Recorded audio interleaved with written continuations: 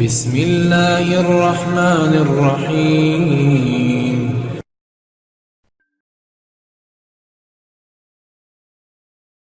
أعوذ بالله من الشيطان الرجيم. بسم الله الرحمن الرحيم. إن الله وملائكته يصلون على النبي يا أيها الذين آمنوا صلوا عليه وسلموا تسليما. اللهم صل على سيدنا محمد وعلى آل سيدنا محمد وبارك وسلم. وقال الله تعالى أيضا في آية أخرى: لقد كان لكم في رسول الله أسوة حسنة. صدق الله العظيم. وقال نبينا صلى الله عليه وسلم: إن أتقاكم وأعلمكم بالله أنا، أو كما قال عليه الصلاة والسلام. வல்லவனை போற்றி புகழ்ந்தேன் பணிவாய், அவன் நாமத்தால் துவக்குகின்றேன் எளிதாய். அருள் சொரியும் நிறைவா நபிக்கும் அன்னவர் கோத்திரத்திற்கும் நிறைவாய், சபையில் வீட்டிற்கும் சான்றோருக்கும் ஆன்றோருக்கும் மாணவ கண்மணிகளுக்கும் என் சலாத்தையும் சலாமையும் வெற்றி வைக்கின்றேன் கனிவாய். அஸ்ஸலாமு அலைக்கும் வரஹ்மத்துல்லாஹி வபரகாத்துஹு. வஅலைக்கும் ஸலாம் வரஹ்மத்துல்லாஹ். கண்ணியத்திற்கும் குறித்தான எல்லாம் வல்ல அல்லாஹ்வின் நல்லடியார்களே, மாணவ கண்மணிகளே, ஆன்மீகம் தற்போது இருக்கக்கூடிய சூழலில் மக்களுக்கு மத்தியிலே ஆன்மீகம் என்பது ஒரு பகுத்தறிவுக்கு அப்பாற்பட்ட விஷயம் என்பதாக விளங்கிக் கொண்டிருக்கிறார்கள். அரபியில் சொல்ல போனால் தஸவ்வுஃப் என்று சொல்லப்படக்கூடிய ஆன்மா சார்ந்த விஷயங்கள் ஆன்மீகம் என்று சொல்லப்படும். அந்த ஆன்மீகத்திலே மூழ்கியவர்கள், மூழ்கி முத்தெடுத்தவர்கள் கண்ட சுகத்தை நாம் யாருக்கு சொல்லுவது, எப்படி சொல்லுவது? அவர்களுக்கு உலக இன்பம் அவர்களுக்கு இன்பம் தராது. அவர்களுக்கு உலக இன்பம் என்னவென்றே தெரியாது. அவர்களுக்கு உண்ணுவதில் கூட இன்பம் இல்லை, உடுத்துவதில் இன்பம் இல்லை, உறங்குவதில் இன்பம் இல்லை, மக்களிடத்திலே உரையாடுவதில் கூட அவர்களுக்கு இன்பம் இல்லை. அல்லாஹ்வுடைய காதலிலே தன்னை அவர்கள் லயித்து அழித்துக் கொள்வார்கள். அப்பேற்பட்ட பெருமக்கள் கண்ட அந்த ஆன்மீக சுகத்தை நாம் யாருக்கு சொல்வது, எப்படி சொல்லுவது? இருப்பினும் பெருமானாரின் ஒரு சொல் கட்டளைக்கு இணங்க கல்லிமுன்னாஸ அலா கத்ரி கூலிஹிம், மக்களின் அறிவுக்கு ஒத்தவாறு, மக்களின் அறிவுக்கு ஏற்ற தகவல்களை நீங்கள் அவரிடத்திலே பேசுங்கள் என்று பெருமானாரின் கட்டளைக்கு இணங்க ஒரு சில தகவல்கள். ஆன்மீகம் பகுத்தறிவுக்கு அப்பாற்பட்ட விஷயம். ஆன்மீகம் தேவையா என்று கேட்பவர்கள் மனிதம், ஹியூமனிட்டி தேவையா என்று கேட்பதற்கு சமம். ஆன்மீகம் அது அறியப்படாத ஒன்று என்பதாக சொல்வார்கள். உண்மையில் அதுதான் உண்மை, அதுதான் நிதர்சனம். ஆன்மீகத்தினுடைய அடிப்படை ஆரம்ப விஷயம் எனக்கு எதுவும் தெரியாது என்ற நிலை. அன்று ஒரு நாள் ஹிரா குகையிலே பெருமானார் ரசூலை கரீம் ஸல்லல்லாஹு அலைஹி வஸல்லம் அன்னவரிடத்திலே வானவ தலைவர் ஜிப்ரீல் அலைஹிஸ்ஸலாத்து வஸலாம் அன்னவர்கள் வந்து ஓதுவீராக யா முஹம்மத் என்பதாக ஸல்லல்லாஹு அலைஹி வஸல்லம் என்று சொன்ன பொழுது பெருமான் சொன்ன வார்த்தை மா அன பிஹாரின், எனக்கு ஓத தெரியாது என்பதாக பெருமானார் சொன்னார்கள். அதில் ஆன்மீக ரகசியங்கள் பலது இருந்தாலும் நமக்கு தேவையான ஒன்று எனக்கு தெரியாது. ஆன்மீகத்தினுடைய ஆரம்பமே எனக்கு தெரியாது என்ற நிலையில் தான் ஆன்மீகத்தினுடைய ஆரம்பம், துவக்கம் இருக்கிறது என்பதாக பெருமக்கள் நமக்கு சுட்டி காட்டுவார்கள். ஆக ஆன்மீகம் ரொம்ப விலாவரியா இல்லை, ரொம்ப சிம்பிளா ஆன்மீகம் பெருமானார் 3 வகைப்படுத்தினார்கள். மாணவ கண்மணிகள் இருப்பதின் காரணமாக அவர்களுக்கு வந்த தகவல்களை பெருமானார் சொன்னதின் காரணமாக அந்த தகவல்களை சேகரித்து உங்கள் முன்னால் ஆன்மீகம் பெருமானார் 3 வகைப்படுத்தினார்கள். அந்த 3 வகையிலே நாம் நின்று வாழும் பொழுது என் மனம் துன்பமின்றி இருக்கும். அந்த 3 வகையிலே நாம் நின்று வாழும் பொழுது நானே நம் எதிரே வந்தாலும், நம்மை எதிர்த்து வந்தாலும் என் மனம் அமைதி பொங்கி இருக்கும், என் மனம் நிம்மதியாக இருக்கும். பெருமானார் சொன்னார்கள், முதலில் சொன்னார்கள் மனிதர்களை மதிக்க பழகுங்கள் என்பதாக சொன்னார்கள். ஆன்மீகத்தின் முதல் அம்சம் பெருமானார் சொன்னது அவரவருக்கு உண்டான கண்ணியத்தை தாங்கள் கொடுங்கள் என்பதாக பெருமானார் நமக்கு கட்டளை இருக்கிறார்கள். மண்ணுக்கு தேவையெல்லாம் மனிதர்களை மதிப்பவர்கள் தேவை என்பதாக பெருமானார் சொன்னார்கள். சையதுனா இப்னு அப்பாஸ் ரலியல்லாஹு தஆலா அன்ஹு எப்பேற்பட்ட சஹாபி, நபியினுடைய சச்சா பையன், சிறிய மகனார், சிறிய பையன் தான் அவங்க. வயது அதாவது பாலிகாகாதவர்கள், வயதுக்கு கூட வராத அந்த நிலை, 10 வயது இருக்கும் பொழுது. ஆனால் ஒரு காலத்திலே மிகப்பெரிய முஃபஸ்ஸிரீன் ஆனார்கள், ரஈசுல் முஃபஸ்ஸிரீன், நமக்கு எல்லாம் தெரிந்த சம்பவம் தான். அந்த இப்னு அப்பாஸ் ரலியல்லாஹு தஆலா அன்ஹு அண்டவர்கள் பெருமானாரை தனிமையில் சந்திப்பதற்காக ஒரு கட்டத்தில் நாடினார்கள். அந்த வாய்ப்பும் அவர்களுக்கு கிட்டியது. பெருமானாரை தனிமையில் சந்தித்திருந்தார்கள். பெருமானார் அவருடைய அந்த தேடலை உணர்ந்து பெருமானார் இப்னு அப்பாஸ் ரலியல்லாஹு தஆலா அன்ஹு அன்னவர்களை தன் முன் அமர வைத்தார்கள் பெருமானார்.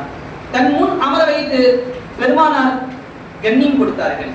இன்னும் சொல்ல போனால் பெருமானார் சாய்ந்து கொண்டிருந்த அந்த தலையணையை கொடுத்து தாங்கள் சாய்ந்து கொள்ளுங்கள் என்பதாக சிறிய பிள்ளை தன்னை தேடி வந்த பொழுது பெருமானார் கண்ணியப்படுத்தினார்கள். தாங்கள் சாய்ந்து கொள்ளுங்கள் என்பதாக இப்னு அப்பாஸ் ரலியல்லாஹு தஆலா அன்ஹு அன்னவர்களுக்கு பெருமானார் சாய்ந்து தலையணையை கொடுத்த பொழுது மறுத்துவிட்டார்கள். துடித்தே போயிட்டார்கள். இப்னு அப்பாஸ் பெருமானாரின் மீது உயிரை வைத்திருந்தார்கள். தலைவாணியை அதவின் காரணமாக அவர்கள் ஏற்க மறுத்துவிட்டார்கள். பெருமானார் கொடுத்ததை திரும்ப பெறக்கூடிய அந்த பரம்பரை அல்லவே பெருமானாரும் அதனையும் திரும்ப வேண்டவில்லை. கிதாபில் எழுதுகிறார்கள், தகல்லமஹு பெருமானார் இப்னு அப்பாஸ் ரலியல்லாஹு தஆலா அன்ஹு அன்னவர்களிடத்திலே பேசினார்கள். வல் விசாதத்து பைனஹுமா தலையணை யாரும் சாயாமல் நடுவிலே இருந்தது என்பதாக. ஆக பெருமானார் தன்னை தேடி வந்த சிறிய பிள்ளையாக இருந்தாலும் பெரியவர்களாக இருந்தாலும் பெருமானார் கொடுத்த கண்ணியம் என்ன நாம் பார்க்க வேண்டும். எனவே ஆன்மீகத்தின் அடிப்படை முதல் விஷயம் மனிதர்களை, மண்ணுக்கு தேவையெல்லாம் மனிதர்களை மதிப்பவர்கள் தேவை என்பதாக பெருமானார் சொன்னார்கள். ஒரு கட்டத்திலே பெருமானார் பிரசங்கம் செய்து கொண்டிருக்கிறார்கள். ஆன்மீக உபதேசம். சஹாபாக்கள் எல்லாம் லயித்து போயிருப்பாங்க. எந்த புறத்திலும் அவர்களின் பார்வை போகாது. முன் யார் வராங்க, பின்ன யார் நிற்கிறாங்க, எந்த ஒரு சிந்தனையும் இருக்காது. சஹாபாக்கள் எல்லாம் அமர்ந்து கொண்டு அமைதியாக கேட்டுக் கொண்டிருக்கிறார்கள். அந்த சபைக்கு அலி ஹைதர் கரமல்லாஹு வஜ்ஹு ரலியல்லாஹு தஆலா அன்ஹு அன்னவர்கள் வருகை தருகிறார்கள். பெருமானார் அதனை பார்த்து விட்டார்கள். பார்த்துவிட்டு பெருமானாருக்கு ஒரு எண்ணம், அலி ரலியல்லாஹு தஆலா அன்ஹு அன்னவர்கள் அமர்வதற்காக யாரையும் இடம் கொடுக்க வேண்டுமே என்பதாக பெருமானாருக்கு ஒரு எண்ணம். சஹாபாக்கள் யாரும் திரும்பி பார்க்கவில்லை. ஏன்னா சபை அப்பேற்பட்ட சபை. பெருமானார் நிகழ்த்தக்கூடிய அந்த தாலிமாத்துகள் சஹாபாக்கள் இன்னும் திரும்பி பார்க்கவில்லை. பெருமானாருடைய மன ஓட்டத்தை அறிந்த பெருமானார் அங்கு அமர்ந்து கொண்டிருந்தார்கள். யார்? சித்தியக் அக்பர் அபூபக்கர் சித்தியக் ரலியல்லாஹு தஆலா அன்ஹு அன்னவர்கள் அங்கு அமர்ந்து கொண்டிருந்தார்கள். அலி ரலியல்லாஹு தஆலா அன்ஹு அன்னவர்களை பார்த்து விட்டார்கள். தன்னுடைய இருப்பை அவர்கள் சுருக்கிவிட்டு அலி ரலியல்லாஹு தஆலா அன்ஹு அன்னவர்கள் அமர்வதற்காக இடம் கொடுத்திருந்தார்கள். இந்த நிகழ்வினை பார்த்து மனமகிழ்ந்து பெருமானார் சொன்ன வார்த்தை, இன்னமா யஅரிஃபுல் ஃபضல லிஅஹ்லில் ஃபضل துல் ஃபضل இன்னமா யஅரிஃபுல் ஃபضல லிஅஹ்லில் ஃபضل துல் ஃபضل. கண்ணியமானவர்களை கண்ணியப்படுத்துவதெல்லாம் ஒரு கண்ணியமானவர்களால் தான் முடியும். கண்ணியமானவர்களை கண்ணியப்படுத்துவதெல்லாம் ஒரு கண்ணியமானவர்களால் தான் முடியும் என்பதாக சொன்னார்கள். என் அபூபக்கர் கண்ணியமானவர் என்பதாக சொன்னார்கள். அலி ரலியல்லாஹு தஆலா அன்ஹு அந்தவர்களும் கண்ணியமானவர்கள் என்று சொன்னார்கள். ஏன் எனக்கும் உங்களுக்கும் கூட சொல்வார்கள், பிறரை நீங்கள் கண்ணியப்படுத்துவதெல்லாம், பிறரை நீங்கள் மதிக்கும் போதெல்லாம் உங்கள் மதிப்பு உயர்கிறது என்பதாக பெருமானாரின் பிலாசபி என்பதை நாம் மறந்துவிடக் கூடாது. நமக்கு ஒரு எண்ணம், அவனை போட்டு நம்ம பக்கத்துல என்ன உட்கார வைக்கிறது, நம்ம ஸ்டேஜில் அவனுக்கு பக்கத்துல அவனுக்கு ஒரு மரியாதை கொடுத்து உட்கார வச்சு அவன் மரியாதை வருந்துருவேன். அவனுக்கு மரியாதை கொடுக்கும் போதெல்லாம் உன் மரியாதை மீறுகிறது என்பதாக பெருமானார் சொன்னார்கள். ஆக ஆன்மீகத்தின் முதல் அடித்தளமாக பெருமானார் சொன்ன முதல் விஷயம், மண்ணுக்கு தேவை மனிதர்களை மதிப்பவர்கள் தேவை என்பதாக பெருமானார் சொன்னார்கள். இரண்டாவது விஷயம் பெருமானார் சொன்னார்கள், யாரினுடைய இழிவுக்கும் நாம் காரணமாக இருக்கிறோம். அநியாயம் செய்யக்கூடாது, அதுவும் அதிலே அமர்ந்திருக்கும். யாரினுடைய இழிவுக்கும் நாம் காரணமாக இருக்கக்கூடாது. பெருமானார் வீட்டை விட்டு வெளியேறும் பொழுது பொதுவாக ஒரு துவா கேட்பாங்க. நீண்ட துவா. மிஷ்காத் ஷரீஃப்ல, புகாரி ஷரீஃப்ல நம்ம பார்த்தா தெரியும். அதுல ஒரு சிறிய பகுதி, அன் அதுலிம அன் புதுலம. பல தடவை நம்ம கேள்விப்பட்டிருக்கோம். அன் அதுலிம அன் புதுலம. நான் யாருக்கும் பாவம் செய்ய மாட்டேன், அநியாயம் செய்ய மாட்டேன். பிறர் எனக்கு அநியாயம் செய்யக்கூடாது. நான் யாருக்கும் அநியாயம் செய்வதை விட்டும், பிறரால் நான் அநியாயம் செய்யப்படுவதை விட்டும் ரப்பே என்னை பாதுகாக்கிறது என்பதாக பெருமானார் ஒரு துவா கேட்பார்கள். இந்த செய்தி ஷரஹிலே பதிவு செய்து விட்டு செய்தலாம். இப்னு ஹஜர் அஸ்கலானி ரஹ்மத்துல்லாஹி அலைஹி அன்னவர்கள் அந்த ஓரக்குறிப்பிலே அவர்கள் எழுதுவார்கள், நாம் பிறருக்கு அநியாயம் செய்யாமல் இருக்கும் காலமெல்லாம் பிறரால் நாம் அநியாயம் செய்யப்படுவதை விட்டும் அல்லாஹ் பாதுகாக்கும். நாம் நம்முடைய பலவீனமான நண்பருக்கு, நம் பலவீனமான தோழருக்கு, நம் பலவீனமான சகோதரருக்கு நாம் அநியாயம் செய்யும் போதெல்லாம் நம்மை விட, அவரை கொண்டு அல்ல, நம்மை விட பலம் வாய்ந்த ஒரு மனதை கொண்டு அல்லாஹ் நமக்கு அநியாயம் செய்வான் என்பது பெருமானாருடைய வாக்கு. பெருமானாருடைய தத்துவம் அதுதான். அன் அதுலிமா அன் புதுலம. நான் யாருக்கும் அநியாயம் செய்ய மாட்டேன், எனக்கு யாரும் அநியாயம் செய்யக்கூடாது என்பதாக பெருமானாருடைய வாக்கு. யாருடைய இழிவுக்கும் நாம் காரணமாக இருக்கக்கூடாது. ஒரு அன்சாரி சஹாபி ஒரு மனிதனுடைய சட்டையை பிடிச்சு தரதரன்னு இழுத்துட்டு வராங்க. பெருமானார் அதை பார்க்கிறாங்க. என்னப்பா ஆச்சு? யா ரசூலுல்லாஹ், இன்ன ஹாதா ரஜுல். இந்த மனிதர் யாருன்னு தெரியுமா? இந்த மனிதர் ஒரு மனிதர் யாருக்கு தெரியுமா? இன்ன ஹாதா ரஜுல் தஹல புஸ்தானி பிலா இத்னி வ அகல அன்னஹு சாஜா. இதோ இந்த மனிதர் என் தோட்டத்தில் என் அனுமதியின்றி நுழைந்து விட்டு திருடனை போல் என் பழத்தை எடுத்து சாப்பிட்டு விட்டார் பெருமானாரே என்பதாக யா ரசூலுல்லாஹ் என்பதாக சொன்ன பொழுது பெருமானார் என்ன சொல்லியிருக்கணும்? மார்க்க சட்டம் என்ன? குர்ஆன் என்ன பேசுகிறது? யாருடைய இடத்திற்கும் எவரும் அவருடைய அனுமதி இல்லாமல் அந்த இடத்தில் அந்த இடத்தை உடையவர்களுடைய அனுமதி இல்லாமல் அந்த இடத்துக்கு சொல்லக்கூடாது. குர்ஆன் சொல்லுகிறது, பெருமானாரும் சொன்னார்கள். பெருமானார் அந்த மனிதருக்கு அதை கற்றுக் கொடுத்திருக்க வேண்டும். ஆனால் பெருமானார் அவ்வாறு செய்யவில்லை. மனித குலத்தையே திகைக்க வைத்தார்கள், சிந்திக்க வைத்தார்கள். பெருமானார் கண் பிடித்து போயிட்டாங்க. அறிஞர்கள் எல்லாம் பெருமானாருடைய அந்த நடைமுறையை பார்த்து சொன்னார்கள். அந்த அன்சாரி சஹாபியை பார்த்து சொன்னார்கள், அந்த மனிதரை பார்த்து சொல்லவில்லை. அந்த மனிதர் வந்திருந்தால் ஒன்று 2 காரணத்துக்காக வந்திருக்கும். ஒன்று, அவர் அந்த சட்டத்தை தெரியாமல் வந்திருக்கும். இரண்டாவது, அவர் பசியின் காரணமாக வந்திருக்கும். அஃபலா அல்லம்தஹு மின் கான ஜாஹிலா, பெருமானார் சொன்ன வார்த்தை. பொன்னெழுத்துக்களால் படிக்கப்பட வேண்டிய தன்னை ஒரு சிறந்த ஆசான் என்பதாக தன்னை அறிமுகப்படுத்தினார்கள். பெருமானார் சொன்னார்கள், அஃபலா அல்லம்தஹு மின் கான ஜாஹிலா, அவருக்கு அந்த சட்டம் தெரியவில்லை என்று சொன்னால் நீ அவருக்கு கற்றுக் கொடுத்திருக்க வேண்டாமா? அப்ப அதான்தஹு மின் கான ஜாஹியா, அவ்வாறு அவர் தெரிந்து வந்திருந்தால் அவர் பசியோடு வந்திருப்பார். பசியோடு வந்த பிள்ளையை, என் பிள்ளையான நீ என்ன பண்ணியிருக்கணும்? அவர்களுடைய பசியை போக்கி அவர்களுக்கு உணவளித்து அகமளித்து வைத்திருக்க வேண்டும் அல்லவா? ஏன் அவ்வாறு செய்யவில்லை என்பதாக பெருமானார் அந்த அன்சாரி சஹாபியை கண்டித்திருக்கிறார். ஆக மனித குலத்தையே பெருமானார் யோசிக்க வைத்தார்கள். எப்பேற்பட்ட ஒரு வாசகத்தை பெருமானார் சொன்னார்கள் என்பதாக நாம் பார்க்கின்றோம். யாருடைய இருவருக்கும் நாம் காரணமாக இருக்கிறார். அதிலே பொதிந்திருப்பது நம் தனி மனித வாழ்க்கை ஒழுங்கு. இந்த இரண்டிலும் பொதிந்திருப்பது ஒரு விஷயம் காமனா இருக்கும். தனி மனித வாழ்க்கையில் நாம் எவ்வாறு இருக்கின்றோம்? ஆன்மீகத்திற்கு என்ன விளக்கம்ங்க? ஆன்மா சார்ந்த பரிசுத்தம், அகசுத்தம் என்பதுதானே விளக்கம். இஸ்லாஹுன் நஃப்ஸ் இஸ்லாஹுல் உம்மா என்பதாக தானே பெருமானார் நமக்கு சொல்லி தந்தாங்க. என்ன சொன்னாங்க? நம்மை நாம் சீர்படுத்திக் கொள்வது.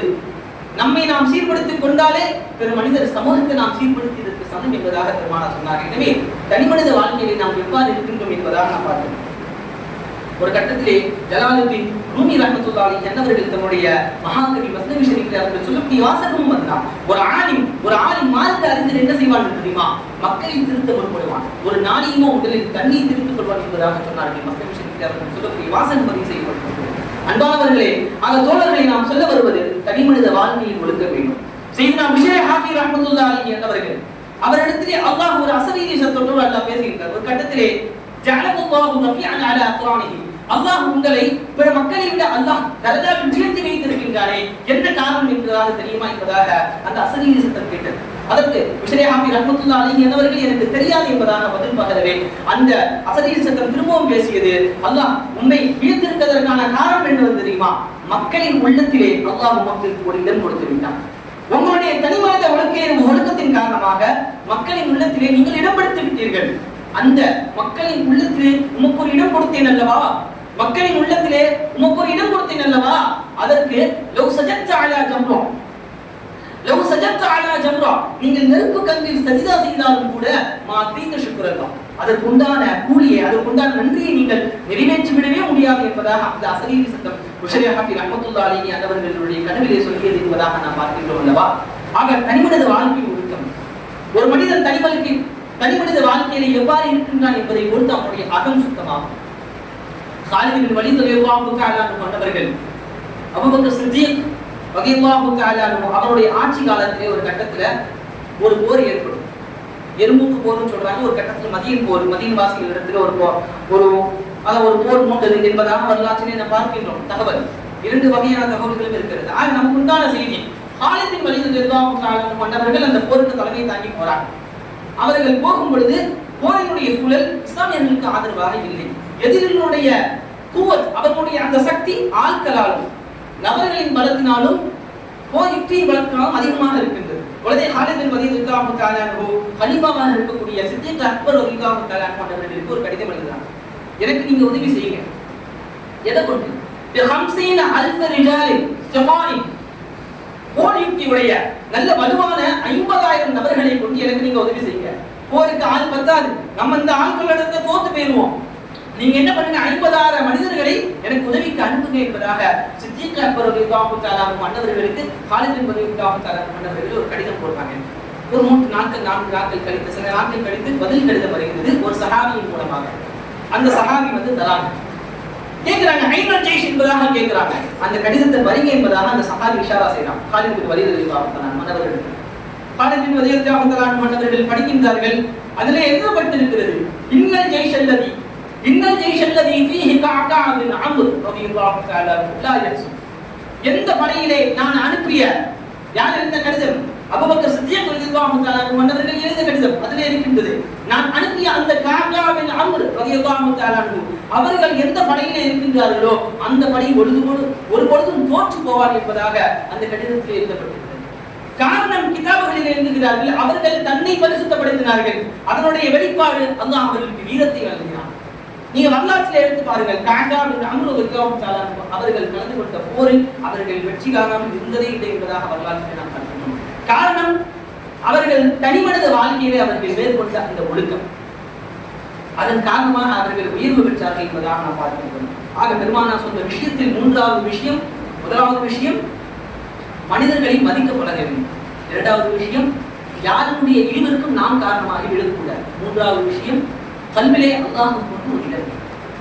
ஃபனாபில்லா, தசூஃபிலே சொல்லக்கூடிய அந்த வாசகம் ஃபனாபில்லா என்பதாக சொல்வார்கள். அல்லாஹ்வே தன்னை லைத்து அழித்து போகக்கூடிய அந்த நிலை, அந்த தூரத்துக்கு நாம் போக வேண்டாம். கல்விலே அல்லாஹ் என்று ஒரு நிலை, அல்லாஹ் கொண்டு ஒரு இடம் வைக்க வேண்டும். அவ்வாறு நாம் வைத்தால் நாம் பேசக்கூடிய பேச்சில் அசராத் ஏற்படும், நாம் வீட்டிலே பேசக்கூடிய பேச்சு ஏற்படும், நம் தோழர்களுக்கு மத்தியிலே நாம் பேசக்கூடிய அது உபதேசமாக இருந்தால் அந்த பேச்சுக்கு ரூஹானியத் ஏற்பட்டு விடும்.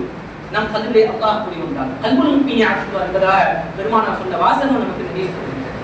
அதனால தான் பெருமானார் துஆ கேட்டார்கள், அல்லாஹும்ம ஜஅல் ஸரீரத்தனா கைரம் மின் அலானியத்தினா. யா ரப்பே, யா அல்லாஹ், என்னுடைய உள்ளம், என்னுடைய ரகசியத்தை நீ வெளிரங்கத்தை விட அதிகப்படுத்துவா, அதாவது சீர்படுத்துவாயாக, நலனாக ஆக்கி வைப்பாயாக என்பதாக பெருமானார் துஆ கேட்ட செய்தி நமக்கு நினைவு வருகிறது. சையதுனா ஹஸன் பஸரி ரஹ்மத்துல்லாஹி அலைஹி அன்னவர்கள் ஒரு கட்டத்துல மக்ரிப் தொழுகைக்காண்டி காத்து கொண்டிருந்தாங்க. மக்ரிப் தொழுகைக்காண்டி ஒரு மஸ்ஜிதில் காத்து கொண்டிருக்காங்க. ரொம்ப நேரம் ஆகும். இமாமாக வருகை தந்தவர்கள் ஹபீபி அஜனி ரஹ்மத்துல்லாஹி அலைஹி அவர்கள் வருகை தருகின்றார்கள், இமாமாக வருகை தருகின்றார்கள். இதை பார்த்த ஹஸன் பஸரி ரஹ்மத்துல்லாஹி அலைஹி அவர்கள் மனசுல ஒரு நெருடல், அந்த பள்ளியை விட்டு வெளியே போயிட்டாங்க. காரணம், ஹபீபி அஜனி ரஹ்மத்துல்லாஹி அலைஹி அன்னவர்கள் கிராத் லஹம் செய்வாங்க. இரண்டாவது, அவர்கள் அஜனி, அதனால அவர்களுடைய நப்சு அங்கு கொஞ்சம் ஒரு படி மேல போய் அவர்களுடைய நெஞ்சை கலக்கியது. உடனே அவர்கள் பள்ளியை விட்டு வெளியேறிட்டாங்க, தனிமையில போய் தொந்துட்டாங்க மகரிப் வீட்டுல. அன்றைக்கு இரவு ஒரு அசரீரி சித்தம் அவனுடைய கனவிலே சொல்லியது, லவ் சொன்னைத்த ஹல்பல் ஹபீப், லவ் சொன்னைத்த ஹல்பல் ஹபீப், நீங்கள் அந்த ஹபீபி அஜனி ரஹ்மத்துல்லாஹி அலைஹி அவர்களுக்கு பின்னால் இருந்து நீங்கள் இன்று இரவு தொழுதிருந்தால், மகரிப் தொழுதிருந்தால், முஹ்பிரத் துனூபுக வ ருஃபிஅத் தரஜத்துக, உங்களுடைய பாவங்கள் அனைத்தும் மன்னிக்கப்பட்டு இருக்கும், உங்களுடைய தரஜா அல்லாஹ்விடத்திலே உயர்ந்திருக்கும் என்பதாக அந்த அசரீரி சத்தம் சொன்னது. இதை கேட்ட உடனே திடுக்கிட்டு எழுந்தார்கள். சையதுனா ஹஸன் பஸரி ரஹ்மத்துல்லாஹி அலைஹி அவர்கள் கை செய்யப்பட்டார்கள், பேசினார்கள் நப்சிடத்திலே, ஓ நப்சே, உன் வார்த்தை நான் எவ்வளவு பேணுதலாக என் வாழ்க்கையிலே நான் இருந்தேன். ஒரு கட்டத்திலே ஒரு தடவை உன்னுடைய பேச்சை கேட்டதற்கு என்னுடைய நிலைமை இவ்வாறு மாறிவிட்டதே. அன்று ஹஸன் பஸரி ரஹ்மத்துல்லாஹி அலைஹி அவர்கள் தன் கல்வியை நப்சுக்கு என்று சிறிய இடம் கொடுத்ததன் காரணமாக கை செய்யப்பட்டார்கள். ஆனால் நம் நப்சு முழுக்க என்னதான் இருக்கு, நம் கல்வி முழுக்க நப்சினுடைய வீணைகள் தான் நிறைந்திருக்கிறது என்பதாக நாம் பார்க்கின்றோம் அல்லவா. ஆக பெருமானார் சொன்ன அந்த 3 விஷயங்கள், அந்த 3 விஷயங்கள் எல்லாத்துக்கும் நினைவிருக்கும் நான் நினைக்கிறேன். அந்த 3 விஷயங்களில் நாம் நின்று ஒழுகி வாழும் பொழுது எதிரே நானே வந்தாலும், நம்மை எதிர்த்து வந்தாலும் என் மனம் அமைதி பொங்கி இருக்கும், என் மனம் நிம்மதி பொங்கி இருக்கும். அல்லாஹ் அந்த 3 வஸ்துக்குள் வாழ்ந்து மறைவதற்கு அல்லாஹ் தௌஃபீக் செய்வானாக. நீண்ட நிறைய நாட்கள் நோய் நொடிகள் இல்லாமல் உடல் ஆரோக்கியத்தோடு மன நிறைவான இன்பத்தோடு அல்லாஹ்வை நின்று வணங்கி வழிபடும் நசீபையும் பாக்கியத்தையும் எல்லாம் வல்ல அல்லாஹ் எனக்கும் உங்களுக்கும், நம்மை பெற்றெடுத்த பெற்றோர்களுக்கும், நமக்கு பாடம் கற்பித்த ஆசிரியர்களுக்கும், நம் உற்றார் உறவினர் உலக முஸ்லிம்கள் யாவருக்கும் அல்லாஹ் தந்தருள் பாலிப்பானாக என்ற நல்ல வாக்களோடு உங்கள் அனைவரும் துஆவையும் ஆதரவைத்து வண்ணம் என்னுடைய வார்த்தைகளை நிறைவு செய்கின்றேன். வாஹ்ரு தஅவானா அல்ஹம்துலில்லாஹி ரப்பில் ஆலமீன். வஸ்ஸலாமு அலைக்கும் வரஹ்மத்துல்லாஹி வபரகாத்துஹு.